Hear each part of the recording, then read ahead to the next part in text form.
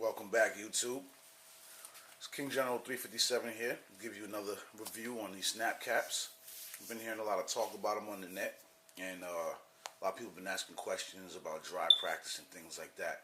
And I think these are one of the things that you should definitely incorporate into your dry practice. Dry practice is good for muscle memory alone, but basically the fact that you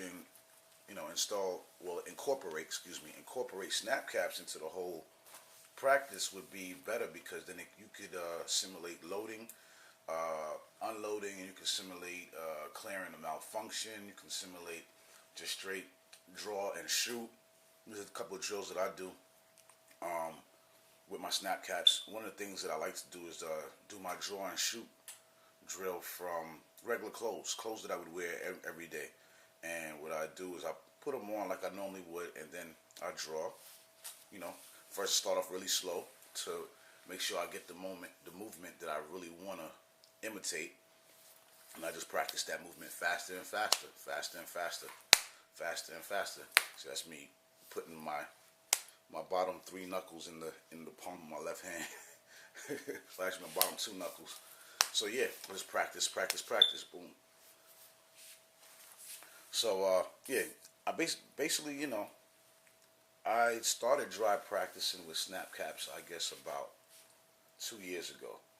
But before, just having a Glock, you have to dry fire every time you take it apart. So I would just do that in itself. And I picked up a tip from, I think his name is Safe Arms Review. Yeah.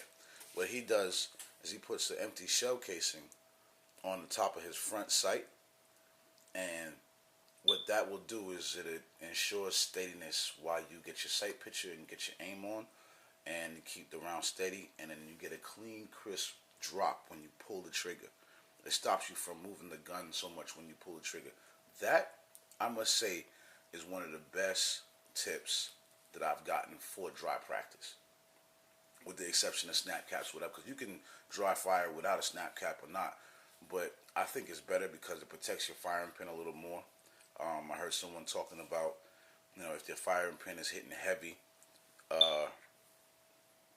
you don't want to use one of the snap caps where it's solid back here.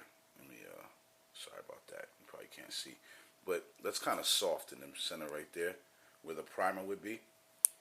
And if it's heavy and you get one that's just like all plastic or polymer or whatever material it is that they use for that one, it might mess with your firing pin. But the ones with the little plastic in them, those work fine. The plastic, the little rubber or plastic piece where, the primer would be. Oh, let me get to a little side note. Drink of the day, your choice of whiskey and some coffee, because it's cold as hell outside. A lot of people say that, cold as hell. Like, I don't know. Doesn't make sense, but, whatever. Back to the snap caps. I heard some people not really feeling the A-zooms, and I can understand why, but I think it's it depends on which caliber you get. I noticed that the one they had a big complaint about was the 9mm. I think it's mainly because of the way it's shaped, because I've had, let's say, these 40 Smith & Wesson A-zooms way longer than I've had any other snap caps, and they work fine. I don't see no chipping, no wearing like that on it, because I guess everything runs smooth. Yeah, these look fine. But my 7.62 by 39s, them suckers got beat up. I actually misplaced one. I don't even know where it is in the house right now, but it's somewhere. But yeah, this sucker's beat up. I don't know if you can see that. It's all shiny. Look at that, the tip. Even the back end is all dented and scraped up and starting to lose color. And so I can understand, some people not liking them. I think my 7.62 by 39 mainly got messed up. Where's that light coming from? Mainly got messed up from my SKS and those stupid mags. Some stupid cheap mags, and it wouldn't feed right. So it was jamming into the receiver. The point was, it was just all bad, all bad. But now I just use that 20 round Tapco detachable mag for my SKS, and I like that a lot. I think that's the way to go as far as those go. 12 gauge. 12 gauge, excellent.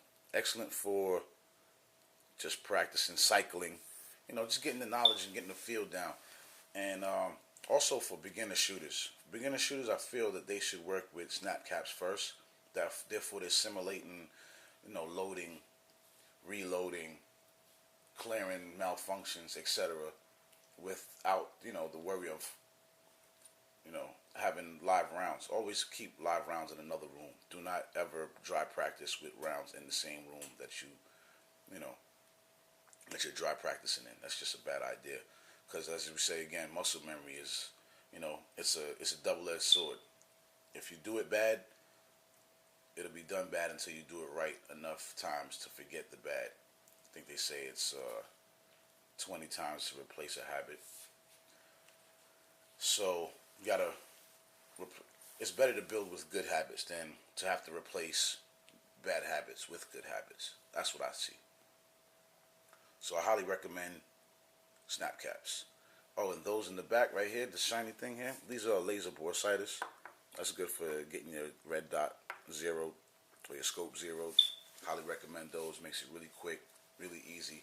Also saw a trick on YouTube. I forgot who did that, but basically they took the first shot and then zeroed it off the first shot, which I thought was a really good idea, and it seemed to work for him. But yeah.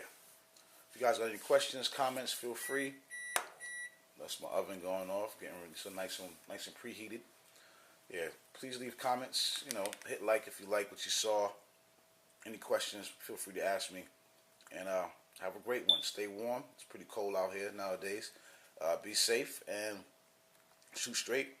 Be smart.